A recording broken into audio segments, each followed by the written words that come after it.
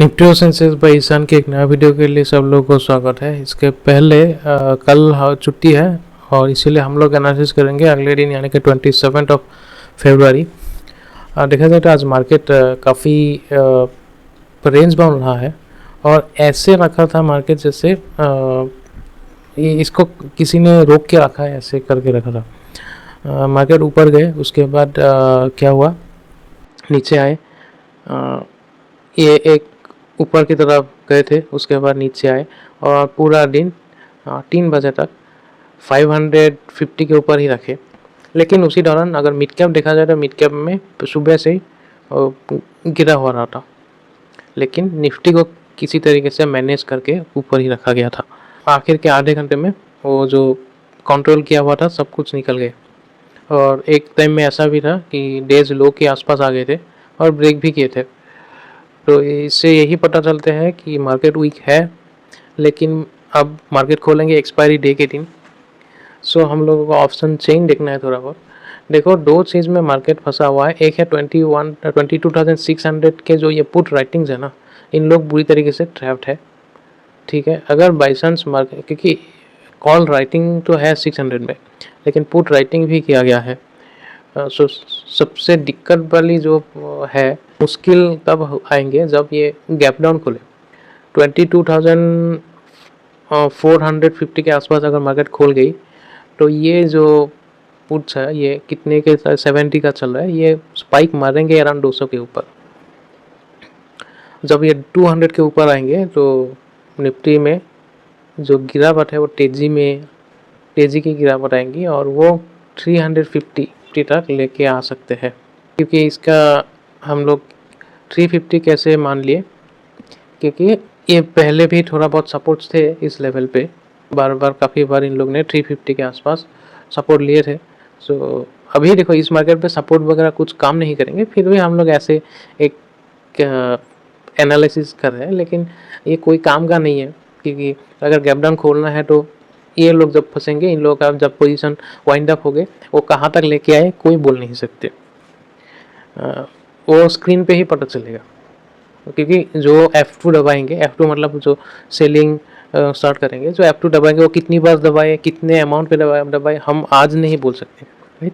वो तो जो टर्मिनल के सामने रहेंगे उन लोग दबाएंगे, उन लोग के दिमाग में क्या चल रहा है कोई बता नहीं सकते। लेकिन हम लोग इसको जब मार्केट में ये सब हो रहा होगा तब थोड़ा बहुत स्क्रीन को देख के हम लोग को पता चलता है कि हाँ, अभी ये हमने इन लोग ने F2 बटन दबाना बंद कर दिया है। सो मुझे लगता है कि वो 350 के आसपास ये जो प्रीमियम्स है वो 200 के आसपास आ जाएंगे। ठीक है, ये 200 के आसपास आएंगे और शायद 250 एक स्पाइक मार के, जब वो एक स्पाइक मार के वो एडजस्ट हो जाएंगे।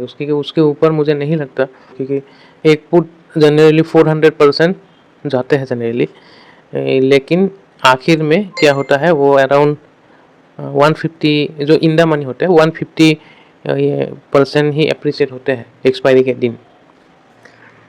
वो मैं बेसिक कैलकुलेशन बोल रहा हूँ।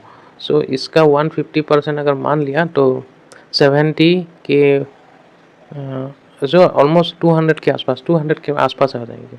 यही है। सो 350 जब निफ्टी 350 के आसपास आएंगे, जब निफ्टी 350 के आसपास आएंगे तब क्या होगा, वो उन लोगों का एडजस्टमेंट हो जाएंगे। शायद वही लो बने, या नेक्स्ट डे क्या होगा, नेक्स्ट डे हम लोग एक बार जब नया सीरीज चालू होंगे तो एक बार फिर से लो बना के अराउंड 22,150 200 वो टच करके ऊपर भी आ सकते हैं। क्योंकि मैं एक चीज़ बताना चाहता हूँ, ये जो निफ्टी का हाल है, ये जो जिस तरीके से चल रहा है ना, ये पहली बार हुआ है। इसके पहले 2015 में हुआ था, लगातार रेड कैंडल बने थे। वो कितने महीने, 5 महीने, 1 2 3 4 ये, ठीक है। इसमें क्या हुआ था, बाकी आप जितना भी देखो 1-2 महीने बाउंस बैक लेते हैं, लेकिन कभी भी लगातार सेल ऑफ नहीं आए। 5 महीना लगातार रेड कैंडल कहीं पे भी नहीं बना है। अब तो लोग फ्रस्ट्रेटेड हो चुके हैं काफ़ी ज़्यादा। मतलब ऐसा हाल है, लोग मार्केट में मंडे को खोलते हैं, रेड दिखते हैं, और फ्राइडे जब आते हैं तो सुकून फील करते हैं कि एटलीस्ट 2 दिन के लिए वो डरा हुआ चीन डरा हुआ स्क्रीन देखने को नहीं मिलेंगे। तो ये हाल है अभी सब लोगों का। ये सब क्रैश की चीज़ है और ये जो फॉल ये सब तो उम्मीदें ख़त्म करने वाली, सेंटीमेंट ख़राब करने वाली है।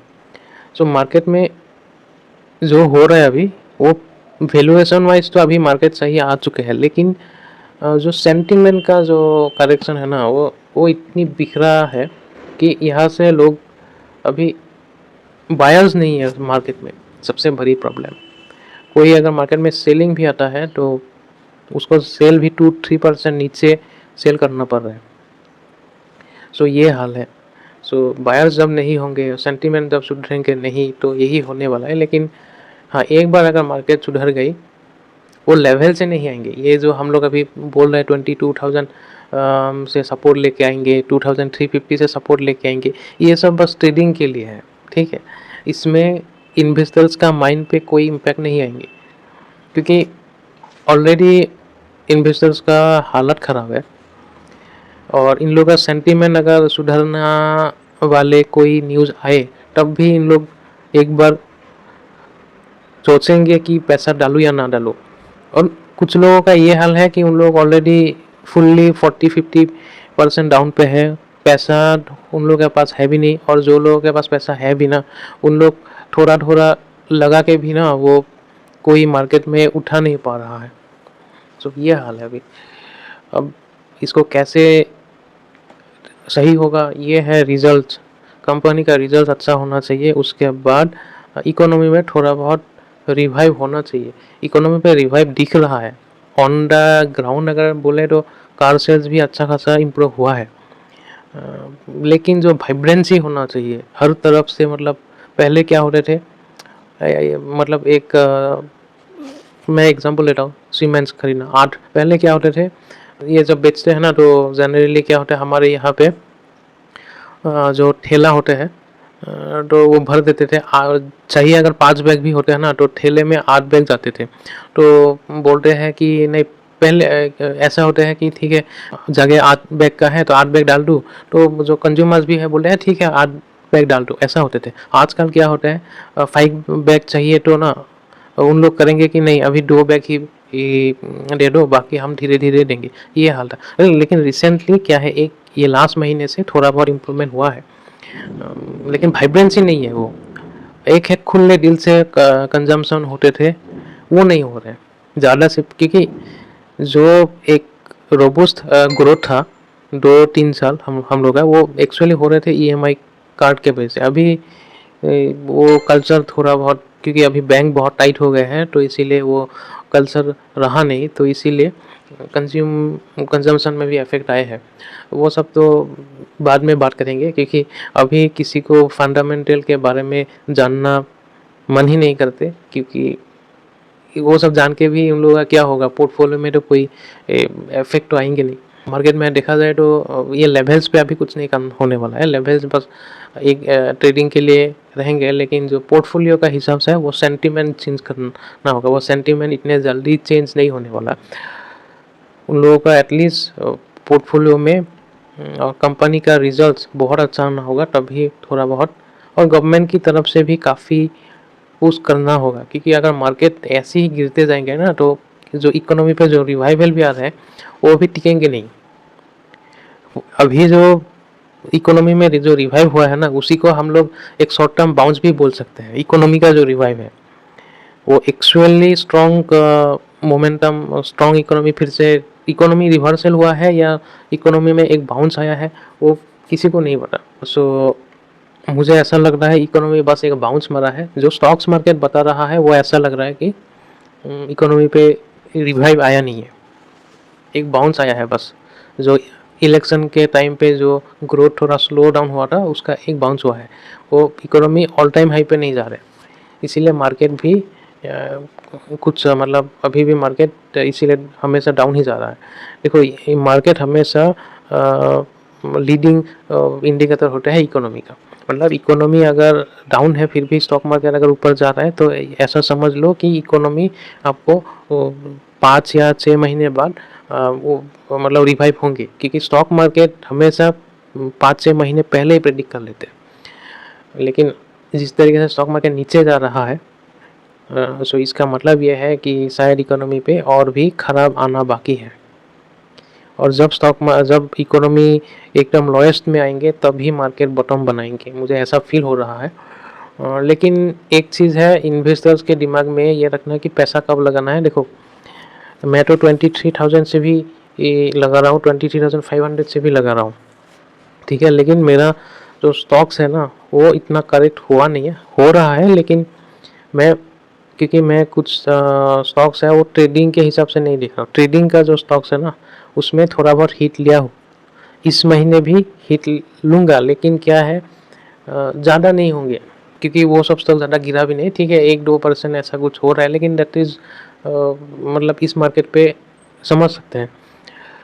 अब मार्केट में अगले दिन क्या होगा, देखो, अगर गैप डाउन बहुत ज़ोर से खोले, डाउन से खोले, तो समझ लो कि 350 दिख जाएंगे। लेकिन जिस तरीके से ऑप्शन डेटा बता रहा है, ये दो चीज़ है, ये 500 के नीचे जाने नहीं देंगी और 600 के ऊपर भी जाने नहीं देगा। सो हम लोग